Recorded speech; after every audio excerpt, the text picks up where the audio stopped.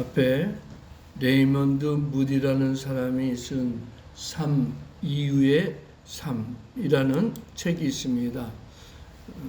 이 책이 발간된 이후에 많은 사람들이 내세에 대한 그런 소망을 갖게 되었는데, 이 사람이 본래 죽었다가 다시 살아난 그런 체험을 했습니다.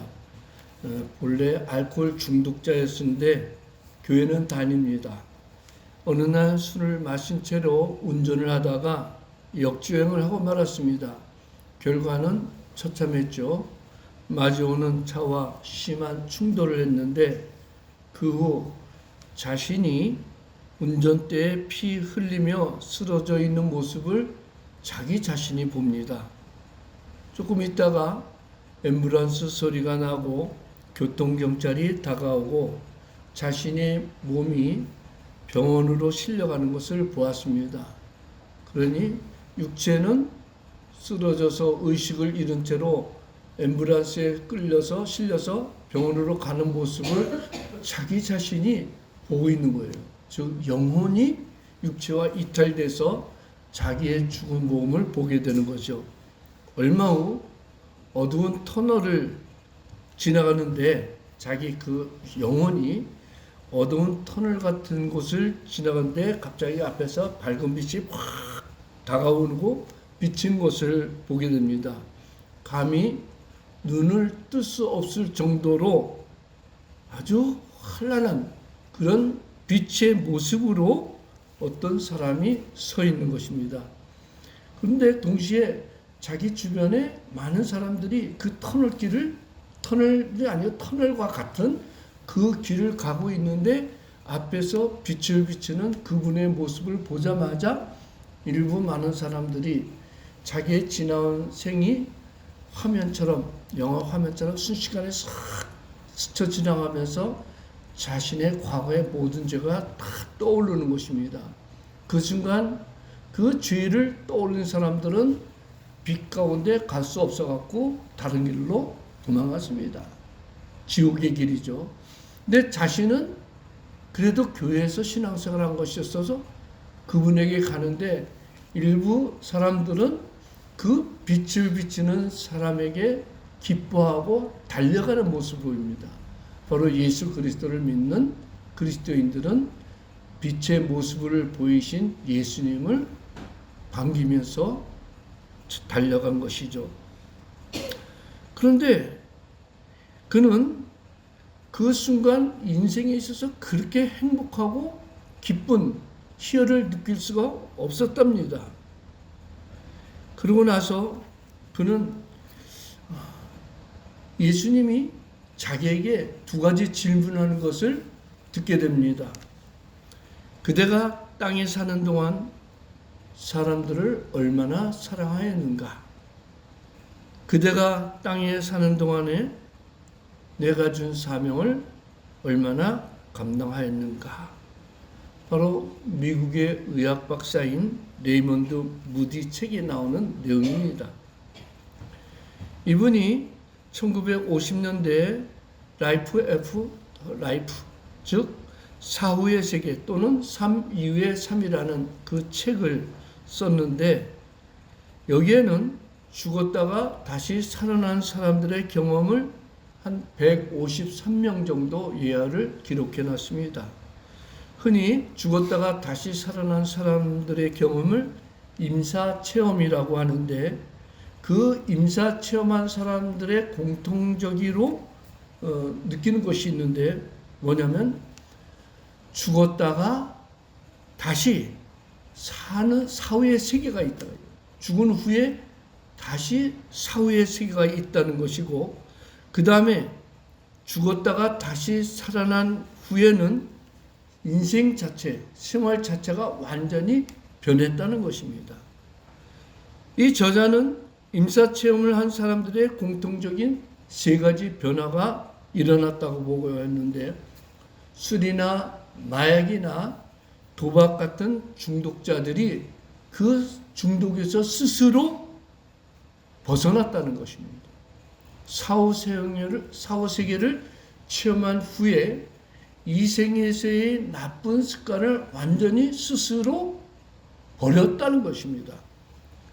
그 다음에 두 번째는 누구의 권한도 없이 스스로 교회를 찾아가서 신앙생활을 하게 되었다는 것이고, 또 세 번째로 가난한 사람인 경우에도 기회만 되면 어려운 이웃들을 찾아 돕고 스스로 착한 일을 마다하지 않고 행했다는 것입니다.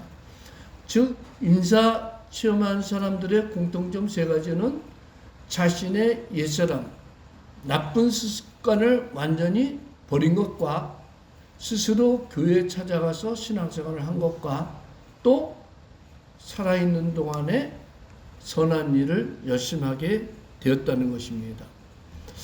아마 우리 그리스도인들은 이미 임사체험을 하기 전에도 영혼이 거듭났기 때문에 신앙생활을 하고 또 하나님의 말씀에 따라 이웃을 내 몸같이 사랑하며 선한 일에 열심을 내는 것입니다.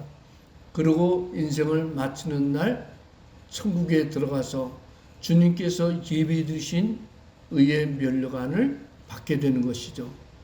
이러한 사실을 오늘 바울 사도가 짧으나마 자기 인생을 회상하면서 믿음의 아들 디모데에게 사도의 인생 결산을 말씀해 주고 있습니다.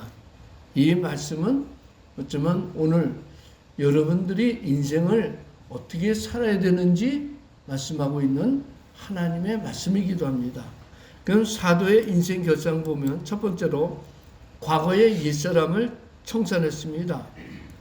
디모데전서 1장 13절, 즉 바울 사도가 옥중에서 디모데에게 자기의 얼마 안 있으면은 이제 죽음을 예언하고 믿음의 아들에게 보낸 편지에 보면 내가 전에는 비방자요, 박해자요, 폭행자였으나 라고 했고 1장 15절에 보면 죄인 중에 내가 괴순이라 라고 했습니다. 바울 사도가 다메섹에서 부활하신 예수 그리스도를 믿기 이전에는 죄인 중에 괴수였다는 것입니다. 왜냐하면 그가 어려서부터 배웠던 율법, 또 철저한 율법주의자인 가므리엘 문화에서 그 신앙의 교육을 받은 것은 인간은 하나님만 반드시 믿어야 되고 또 하나님 믿는 사람은 율법을 철저하게 지켜야지 구원을 받는다는 그러한 신앙 사상이 있었는데 어느 날 예수라는 사람이 와서 믿기만 하면은 구원을 받는다 했고 그 청년이 십자가에서 처참하게 죽었는데도 사흘 만에 다시 부활했다는 소식을 들었습니다. 그리고 그 신앙의 도, 즉 율법을 지켜야 구원을 받는다는 것이 아니라 예수 그리스도의 십자가의 대속, 하나님께서 그 아들 예수 그리스도를 보내시고 십자가에서 우리 인간의 죄를 대신 받게 하신 그 은혜를 믿으면 구원을 받는다는 이 소식을 듣자 청년 바울은 미쳐버렸습니다. 어찌 인간이 하나님의 말씀을 지키지 않고 예수 그리스도를 믿어야 구원을 받는다냐? 이런 소식은 그를 격분시켰습니다.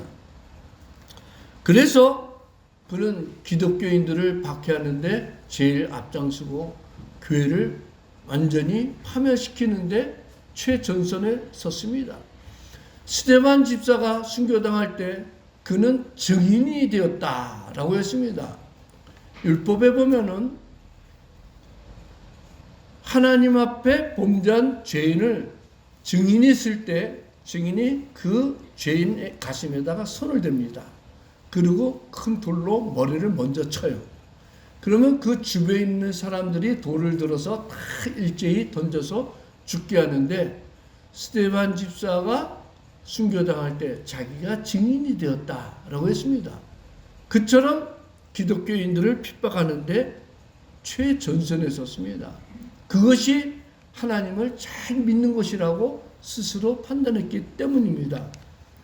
그러나 그가 다메섹으로 가서 다메섹에 있는 교회를 완전히 잔멸하려고 공문을 가지고 갈 때 순간 정오에 해보다 더 밝은 빛 같은 빛으로 자기에게 찾아오신 부활하신 예수 그리스도를 만납니다.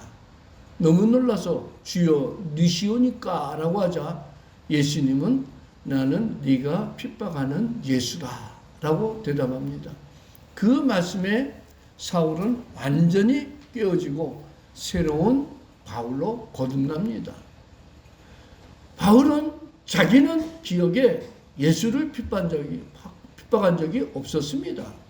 예수 믿는 그리스도인을 핍박했지만 예수님은 뭐라고 말씀하냐면 네가 핍박하는 예수라. 그 한마디에 부활하신 예수님을 만나고 거기서 거듭나게 됩니다. 그 이후 그는 자신의 과거의 옛사람을 완전히 벗어버리고 그리스도인으로 새롭게 거듭났습니다. 그러면서 그는 예수 그리스도를 아는 지식이 가장 고상한 것으로 알고 자기가 예수 믿기 이전의 모든 지식은 인간적인 경험은 배설물 만도 못하게 버렸다고 했습니다. 바로 이처럼 바울 사도는 자신의 옛사람의 죄를 견살하는 곳이 바로 십자가였습니다. 바울 사도가 새롭게 변한 곳이 예수 그리스도의 십자가 부활입니다. 바울 사도는 십자가의 진리를 알고 자신의 옛사람을 그곳에 묻었습니다. 그리고 부활하신 예수 그리스도를 믿고 사람이 구원을 받기 위해서는 인간의 노력으로 구원받는 것이 아니고 인간의 열심히 신앙으로 구원받는 것이 아니고 하나님께서 보내신 예수 그리스도의 대속의 십자가, 즉 예수 그리스도께서 우리를 대신해서 십자가에서 형벌을 받은 것을 믿어야 구원을 받는다는 것을 알게 된 것입니다. 이처럼 사망의 값을 지불한 장소가 십자가입니다. 옛사람을 장사 지내는 곳이 십자가이고 또 새 사람으로 거듭나는 것이 십자가입니다. 십자가는 온갖 죄악의 사람이 없어지는 종착역이고 동시에 새로운 사람으로 출발하는 시발력이 십자가인 것입니다. 그래서 지금 바울 사도는 믿음의 아들 디모데에게 자신은 십자가에 못 박혔다라고 고백했던 것입니다. 두 번째로 바울 사도는 세 사람의 인생 결산을 잘했습니다. 다메섹에서 부활하신 예수님을 믿고 자신의 과거를 완전히 장사 지낸 후 세 사람으로 거듭나고 그 이후 지금 로마의 옥중에서 순교의 제물이 되기까지 그 인생 결산을 올바르게 청산했습니다. 어떻게 했느냐? 첫 번째는 선한 싸움을 싸우는 인생의 결산을 잘했습니다. 오늘 보면 7절에 보면 나는 선한 싸움을 싸우고 라고 했습니다. 바울 사도가 다메섹에서 부활하신 예수 그리스도를 만나고 지금 로마의 옥중에서 2차 투옥된 상태입니다. 두 번째, 이제 순교의 제물이 될 때까지 그는 선한 싸움을 싸웠다라고 했습니다. 이 바울 사도가 싸운 싸움은 단순하게 인간의 육체적인 싸움이 아닙니다. 바울 사도는 자신을 전투하는 병사로 비유하면서 그리스도 예수의 좋은 군사가 되어서 영적인 싸움에서 피눈물 나는 전투에서 영적인 전쟁을 하면서 승리했다라고 했습니다. 이유는 자기를 그리스도의 군사로 불러주신 예수 그리스도를 기쁘게 하기 위하여 자신은 철저하게 영적인 싸움을 싸웠고 그 싸움을 싸우기 위해서 하나님의 전신갑주로 무장하고 이 세상의 주관자들과 어둠의 세력들과 싸워서 승리를 하였다라고 했습니다. 이처럼 그리스도인들의 싸움은 혈과 육의 싸움이 아니라 정사와 권세와 이 어둠의 세상 주관자들과 하늘에 있는 악의 영들과의 영적인 싸움이라고 했습니다. 이런 영적인 싸움은 악을 악으로 대해서 싸우는 것이 아니라 악을 선으로 싸우는 선한 싸움이라고 했습니다. 이런 싸움의 가장 승리의 비결은 자기 자신을 쳐서 복종시키는 것입니다. 바울 사도는 고린도 교인들을 향해서 나는 날마다 죽노라. 이유는 원수가 내 이웃에게 있는 것이 아니라 내 안에 있기 때문에 내 자신을 쳐서 복종시켰다고 해요. 내 자신을 죽이지 않고는 영적인 싸움에서 승리할 수가 없기 때문에 바울 사도는 부활하신 예수 그리스도의 진리를 알고 십자가의 진리는 나 먼저 죽는 것이다. 내가 죽을 때 거기서 예수 그리스도가 살아나고 내가 내 자신을 쳐서 복종시킬 때 예수님께서 나를 승리로 이끈다는 이 십자가의 진리를 알고 항상 자기 자신을 쳐서 복종시키며 영적인 싸움에서 이긴 것입니다. 그리고 이러한 다양한 싸움에서 그는 승리의 개선장군이 되어 지금 예수 그리스도와 천국에서 천군 천사의 영접을 받기 위해서 로마의 감옥에서 대기하고 있는 것입니다. 여러분들이 영화에서 검투사들의 그 싸우는 것을 보죠. 글래디에이터 같은 영화. 거기에 싸우고 나면은 그 다음에 큰 영광이 기다리고 있습니다. 지금 바울 사도는 영적인 전쟁에서 승리해서 로마의 차디찬 옥중이지만 천국에서 주님이 천군 천사와 더불어 자신을 영접해 준다는 것을 믿고 대기하고 있는 것입니다. 이처럼 예수 그리스도는 일평생 주님을 위해 싸우고 승리한 노병에게 승리의 면류관을 주려고 로마의 옥중에서 대기하도록 기다리게 하신 것입니다. 그 다음 두 번째로 신앙의 경주를 잘 마쳤습니다. 7절 중반절에 보면 나의 달려갈 길을 마치고 라고 했습니다. 그는 자기의 달려갈 길을 마쳤다 했는데 여기 달려갈 길이라고 하는 것은 정해진 코스를 말합니다. 마라톤 선수가 42.195km를 달릴 때 반드시 정해진 코스를 달려야 되죠. 이탈하면은 그건 실격입니다. 100m, 200m, 400m, 800m, 1600m, 5000m, 1000m 모든 달리기 경주는 뭐예요? 그 정해진 길을 벗어나면은 이탈 실격입니다. 바울 사도는 하나님께서 자신에게 주신 신앙의 그 코스, 신앙과 인생의 그 경기 코스를 다 마쳤다고 했습니다. 자기 자신이 정한 그 인생의 길이 아니라 하나님께서 자기에게 주신 그 길을 정확하게 법을 지키면서 달리고 마쳤다고 했습니다.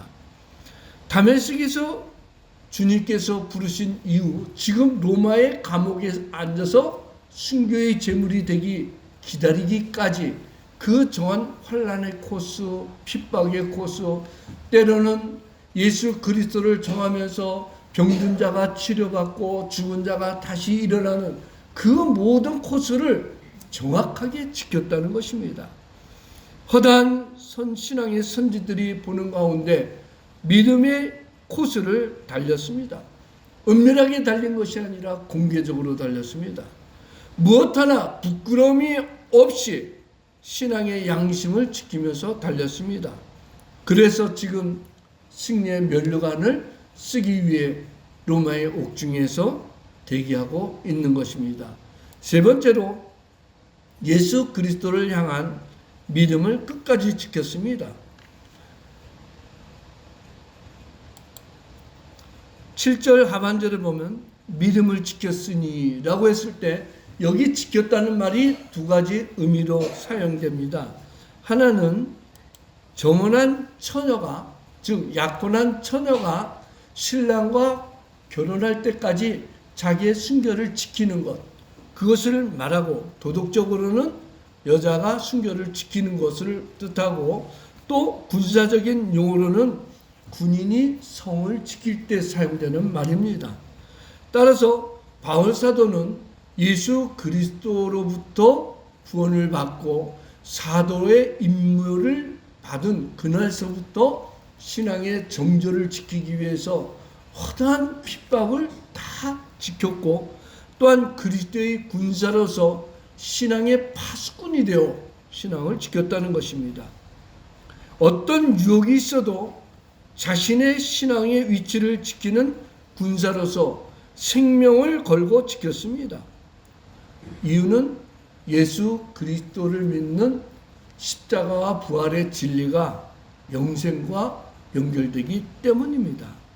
그래서 어떤 유혹이 있어도 흔들리지 않고 믿음을 지켰습니다. 그 결과 지금 로마의 옥중에서 예수 그리스도께서 예배 주신 영광의 상을 받기 위해서 옥중에서 대기하고 있는 것입니다. 앞에 사진에 보면 한충원 목사님이 있고 중간에 노벨 문학상을 탄 죄송합니다.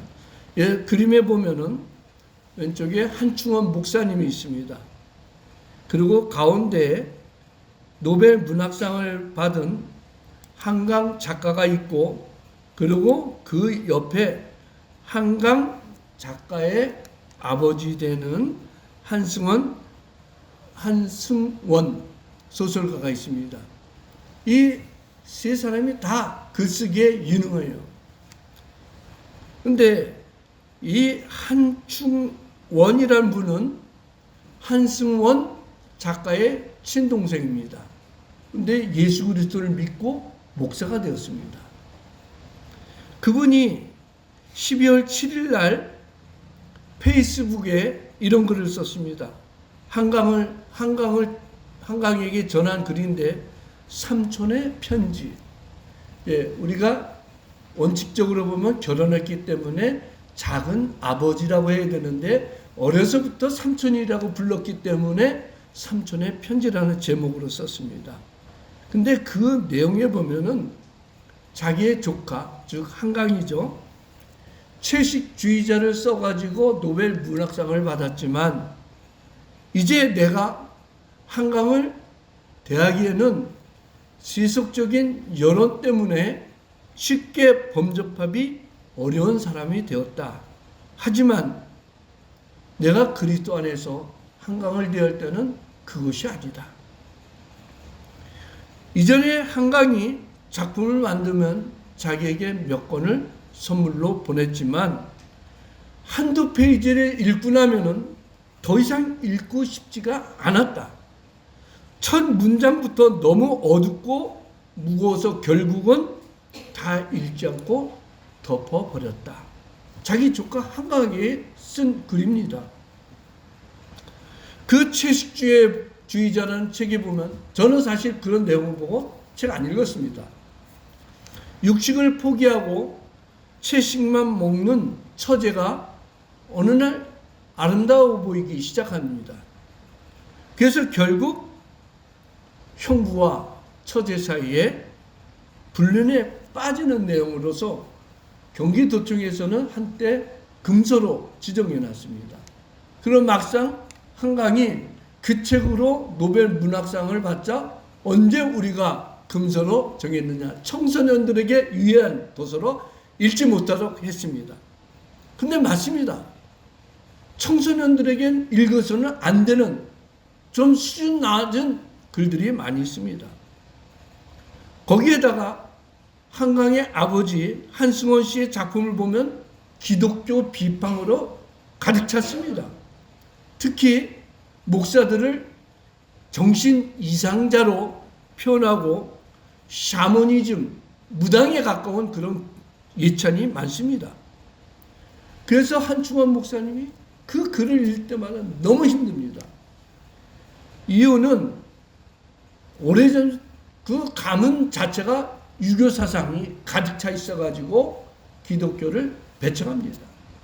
항상 제사를 지내야 되고 그런 문화 속에서 한충원 씨가 예수 그리스도를 믿게 됩니다.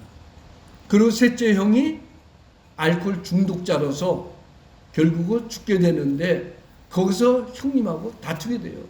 내세 문제로.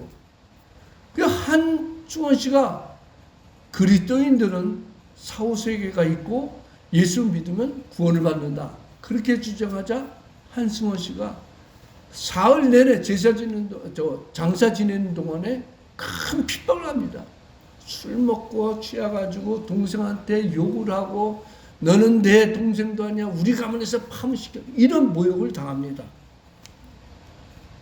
그러나 결국 한충원 씨는 그 형님과의 관계가 너무 심하고 또 한강 작가도 역시 기독교에 대해서 완전히 배타적이라서 관계가 단절이 된 지 오래됐습니다. 그 페이스북에 그 글을 쓰면서 이 글을 읽은 내게 답변이 오리라고 기대하진 않는다. 하지만 나는 역시 내세를 믿고 내 아내 민 에스더도 역시 글을 잘 쓴다. 내가 노벨상을 수상하는 그런 문장력이 있을지라도 나와 내 아내가 쓰는 글은 그런 문장력이 아니라 사람의 영혼을 구원하는 글을 쓴다. 그 아내가 사모님이 시집 2권을 냈는데 이 세상에서는 알려지지 않습니다. 하지만 그 책은 하나님 나라에서는 유명해질 것이다. 한충원 목사님이 쓴 글입니다. 그 시집을 읽고 예수님께로 돌아왔던 사람들이 있다. 그러면서 나도 앞으로 책을 쓸 거라면은 예수 그리스도를 믿도록 하는 소설을 쓸 것이다. 그러면서 지금 내 나이 68세인데 2년 안에 성 어거스틴의 참회록이나 사도행전적인 이야기를 담은 책을 쓸 것이다.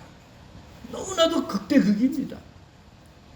한강 씨는 자기의 상상력, 어휘력을 구사해가지고 노벨 문학상을 땄지만 이 한충원 목사님이나 민 에스더 사모님은 세상적인 영광을 바라는 것이 아니라 한 영혼이 주님께 돌아오는 것을 쓰는 것입니다. 바울 사도처럼 선한 싸움을 싸우고 달려갈 길을 마치고 믿음을 지켰다. 이 말씀을 준비하는데 바로 그분의 글이 생각이 나서 여러분들에게 소개하는 것입니다. 성도 여러분, 우리가 예수 그리스도를 믿는 순간 우리 인생은 선한 싸움을 싸우는 것입니다. 영적인 싸움의 연속입니다. 내 자신과의 싸움은 항상 이기기 위해서 내 자신을 쳐서 복종시켜야 됩니다. 마지막 상급이 보장되어 있습니다.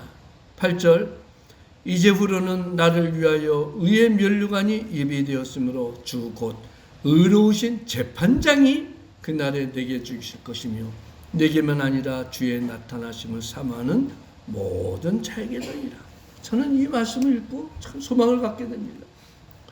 바울 사도처럼 자기의 모든 것을 주님께 바친 사람만 주님이 면류관을 주는 것이 아니라 신앙을 지키고 어디서든 자신의 신앙을 고백하는 그런 사람들에게는 주님께서 의의 면류관을 예배 두셨다는 거예요. 우리가 비록 자그마한 교회지만 시설도 좋지 않지만 예수 그리스도를 향한 신앙을 지킨다면은 주님 앞에 가는 날 주님이 의의 면류관을 여러분 각자에게 내려줄 줄 믿습니다.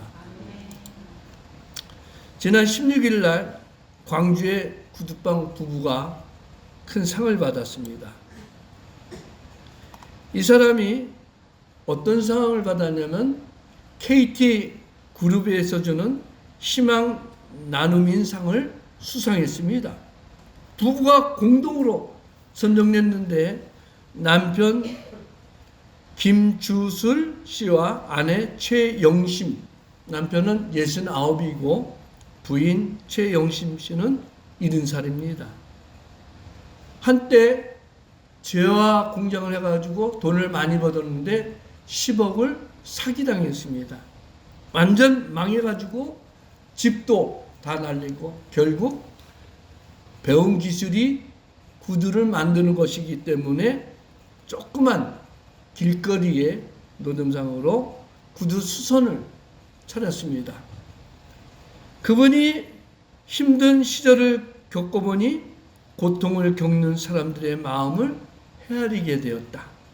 우리보다 더 힘든 사람들이 있어서 나눔을 시작하였다. 라고 하면서 이런 말을 합니다. 나눔은 우리를 행복하게 하며 얻는 것도 많다는 것을 배웠습니다. 비워야 채울 수 있다는 것도 배웠습니다. 하면서 광주 동구 대인교차로 인근에서 구두 수선 가게를 하면서 그는 이럽니다. 구두 수선비로 받은 예를 들어서 5만 원이면은 거기서 만 원을 옆에는 대주정통에 그 자리에서 넣습니다. 어떤 때는 5%도 뛸 때도 있고 10% 뛸 때도 있는데 많게는 50%까지 뛰어본 적이 있다. 액수가 클 때 많이 뛰는 건 아니겠죠. 적을 때 예를 들어서 만 원 받으면 5천 원 뛰는 그런 경우일 것입니다. 그런데 중요한 것은 그는 2005년부터 다니던 교회의 이름으로 기부를 했다는 거예요. 자기 부부 이름으로 기부하는 것이 아니라 교회의 이름으로 기부를 했는데 19년 동안 기부한 금액이 많지는 않습니다. 2,500만 원 정도 됩니다. 하지만 그 액수가 크고 많고 적은 그게 문제가 아니라 구두 수선을 해서 힘들게 번 돈을 자기보다 더 어려운 이웃을 위해서 베풀었다는 거예요. 베풀면서 배운 것이 뭐냐면 거기서 행복을 느끼는 거예요. 주님께서 그러죠. 주는 자가 받는 자보다 복되도다. 기독교의 진리인 것입니다. 그래서 저는 항상 우리 드림교회가 적지만 큰 일을 할 수 있도록 선교를 더 많이 할 수 있도록 또 어려운 교회를 어려운 이웃을 후원할 수 있도록 많은 생각을 합니다. 한 달 전인가 제 후배 목사가 간 이식을 해야 살 수 있다고 하는데 아들이 간을 이식하려고 하는데 맞지 않아서 취소됐다고 그랬죠. 그런데 세브란스 병원에서 간 이식 제공받아 가지고 어떤 사람의 간 이식 제공받아서 성공리에 수술이 마쳤습니다. 그런 분을 또 돕고자 합니다. 또 제가 아는 후배 목사 사모님이 40대 나이로 암으로 2주 전에 돌아가셨습니다. 그렇게 살고 싶어 했대요. 왜? 이 세상이 좋아서가 아니라 자기 자식 보니까 어린 애들 보니까 살고 싶겠죠. 그런데 결국은 하나님은 불러가셨습니다. 그런데 또 도와야 되지 않습니까? 성도 여러분, 선한 일을 베풀기 위해서 여러분이 직접 하면 안 됩니다. 반드시 교회를 통해서 그래야 주님이 영광을 받기 때문입니다. 기도하겠습니다.